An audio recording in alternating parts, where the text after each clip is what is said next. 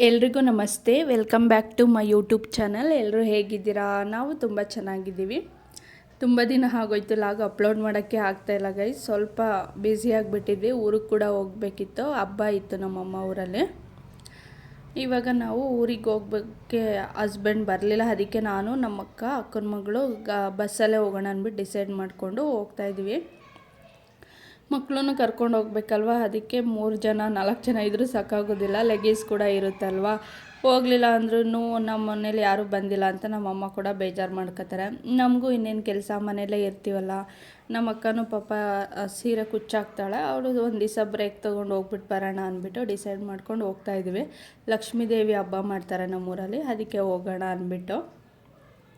ನಾವು ಯಾವಾಗಲೂ ಶ್ರೀನಗರ ರೂಟೇ ಹೋಗ್ತಾಯಿದ್ದು. ನಮ್ಮೂರಿಗೆ ಹೋಗ್ಬೇಕು ಅಂದರೆ ನಾಗಮಂಗ್ಲಕ್ಕೆ ಹೋಗ್ಬಿಟ್ಟೆ ಹೋಗ್ಬೇಕಲ್ವ, ಅಲ್ಲಾಸ್ ಹೋದರೆ ಹತ್ರ ಆಗುತ್ತೆ ಸ್ವಲ್ಪ.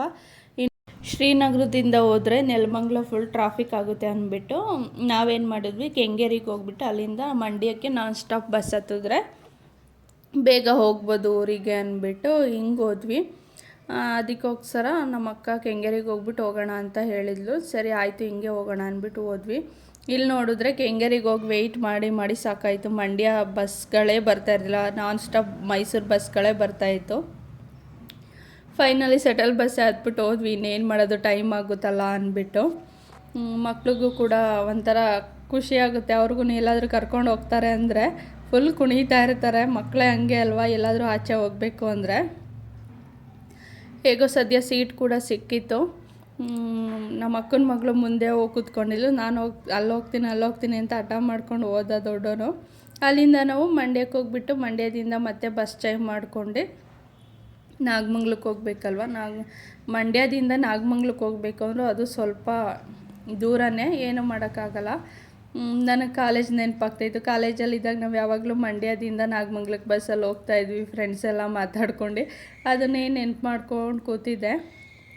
ತುಂಬ ಚೆನ್ನಾಗಿರುತ್ತೆ ಅಲ್ವ ಅವಾಗೆಲ್ಲ, ಒಂಥರ ಫ್ರೆಂಡ್ಸ್ಗಳೆಲ್ಲ ಎಂಜಾಯ್ ಮಾಡಿಕೊಂಡು ಮಾತಾಡಿಕೊಂಡು ನಾಗಮಂಗ್ಲದವರೆಗೂ ಜೊತೇಲಿ ಬರೋವು. ಅಲ್ಲಿಂದ ಸಪ್ರೇಟ್ ಅವ್ರವ್ರ ಊರಿಗೆ ಬಸ್ ಹತ್ಕೊಂಡು ಹೋಗ್ತಾಯಿದ್ವಿ. ಅದೊಂಥರ ಚೆನ್ನಾಗಿತ್ತು ಕಾಲೇಜ್ ಲೈಫು. ಎಲ್ಲರೂ ಲೈಫಲ್ಲೂ ಒಂದೊಂದು ಖುಷಿ ಇದ್ದೇ ಇರುತ್ತೆ. ನಮ್ಮೂರಿಗೆ ಹೋಗಬೇಕು ಅಂದರೆ ಏನೋ ಒಂಥರ ಖುಷಿ ಆಗುತ್ತಲ್ವ ಎಲ್ಲರಿಗೂ. ನಮಗೂ ಹಾಗೇ. ಅಲ್ಲಿಂದ ನಾವು ನಾಗಮಂಗ್ಲಕ್ಕೆ ಬಂದ್ವಿ. ನಮ್ಮೂರಿಗೆ ಬಸ್ ಕಡಿಮೆ, ಹಾಗಾಗಿ ಆಟೋದಲ್ಲೇ ಹೋಗಬೇಕು. ನಮ್ಮೂರವರು ಒಂದು 4-5 ಜನ ಸಿಕ್ಕಿದ್ರು, ಆಟೋದಲ್ಲಿ ಕುತ್ಕೊಂಡು ಮಾತಾಡ್ಕೊಂಡು ಹೋಗ್ತಾಯಿದ್ವಿ. ಮಕ್ಕಳಿದಾರಲ್ವ, ಈ ಬಿಸಿಲಲ್ಲಿ ಸ್ವಲ್ಪ ಹಿಂಸೆನೇ ಆಗ್ತಾಯಿತ್ತು.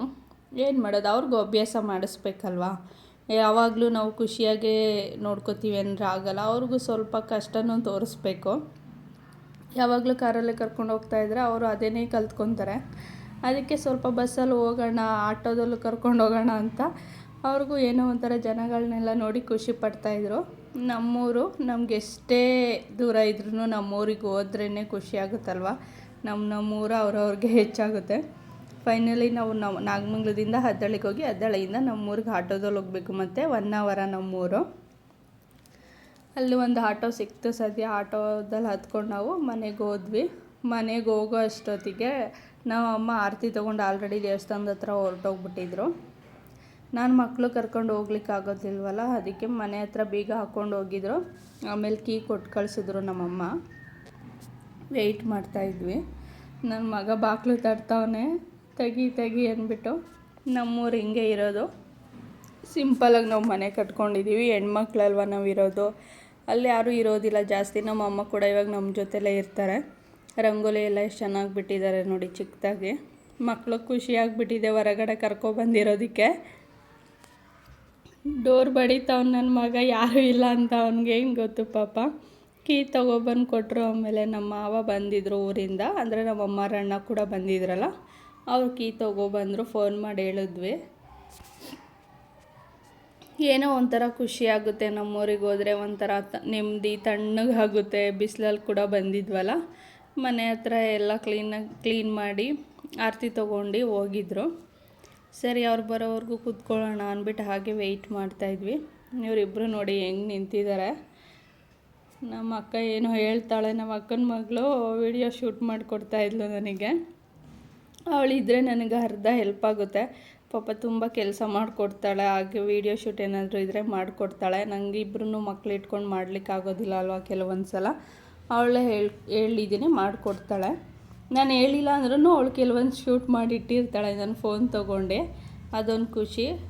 ಲಾಗ್ ನೋಡ್ತಾ ಇದ್ದೀರಾ, ಸಬ್ಸ್ಕ್ರೈಬ್ ಮಾಡ್ಕೊತಾಯಿಲ್ಲ, ಸಬ್ಸ್ಕ್ರೈಬ್ ಮಾಡ್ಕೊಂಡು ನೋಡಿ, ಹಾಗೆ ಬೆಲ್ ಐಕನ್ ಕ್ಲಿಕ್ ಮಾಡ್ಕೊಳ್ಳಿ. ನಿಮಗೆ ನಾನು ಏನೇನು ಲಾಗ್ ಅಪ್ಲೋಡ್ ಮಾಡ್ತೀನೋ ಎಲ್ಲ ನೋಟಿಫಿಕೇಷನ್ ಬರುತ್ತೆ. ಲೈಕ್ ಮಾಡಿ, ಶೇರ್ ಮಾಡಿ, ಕಮೆಂಟ್ ಮಾಡಿ. ಈ ಲಾಗ್ನ ಇಲ್ಲಿಗೆ ಎಂಡ್ ಮಾಡ್ತಾಯಿದ್ದೀನಿ. Thank you so much.